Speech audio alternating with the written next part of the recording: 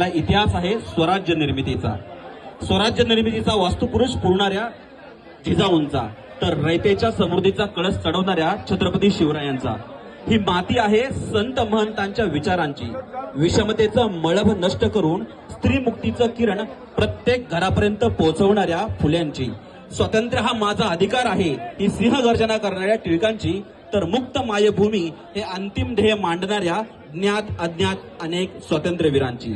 अशा पवित्र मातीचं आपण प्रतिनिधित्व करता याचा अण्णा आम्हाला अभिमान आहे. कोणाजवळही नाही असा अभूतपूर्व या मातीचा इतिहास आहे.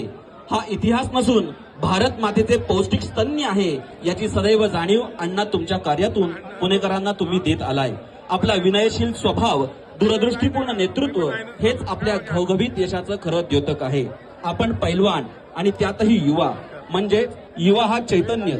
जर शब्दाला उलट वाचलं तर शब्द तयार होतो वायू, जो चैतन्याचं प्रतीक आहे. ज्या चैतन्यामुळेच घडतं ते परिवर्तन, आणि म्हणूनच आपण सर्व युवकांचे प्रेरणास्थान आहात. कारण स्वतंत्र भारताच्या उत्थानाचा आरंभबिंदू युवकांच्या हुंकारानं झालाय. मग ती स्वराज्याची शपथ असो वा स्वतंत्र भारताचा उद्रेक मांडणारे मंगल पांडे. समृद्ध जीवन जगण्याचा विचार प्रदीप्त करणारा जर तो कोणी असेल तर तो फक्त युवाच आहे. म्हणून आपल्या यशाचा डांगोरा आम्हाला जास्त पिटावासा वाटतो.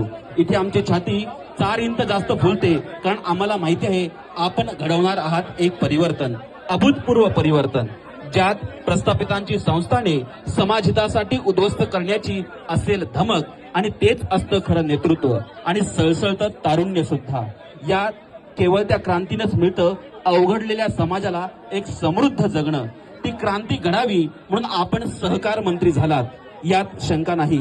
खरं तर आपल्यासारखा कार्यक्षम युवक आजवर दुर्लक्षित होता, पण माननीय देवेंद्रजींच्या आणि चंद्रकांत दादांच्या पुढाकाराने आपल्या स्वरूपात अवघ्या देशाला ज्ञात होईल एक असा महापुरुष. एक कवडस सुद्धा किनाट अंधाराला भेटतं, त्या भेदण्यामुळे आत गुदमरलेल्या जीवांना मिळतो जगण्याचा एक दुर्दम्य विश्वास.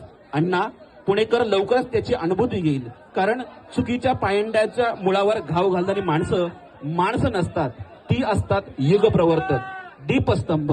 आपल्यासारखाच श्री समर्थांनी स्वामींनी घडवला होता असाच एक युगपुरुष.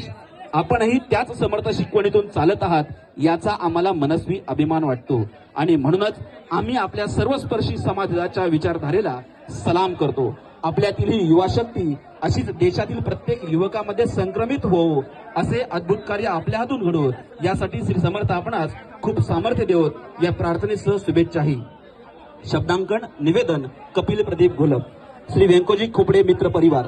तुर्तास जय महाराष्ट्र आणि जय तू हिंदू राष्ट्र. धन्यवाद.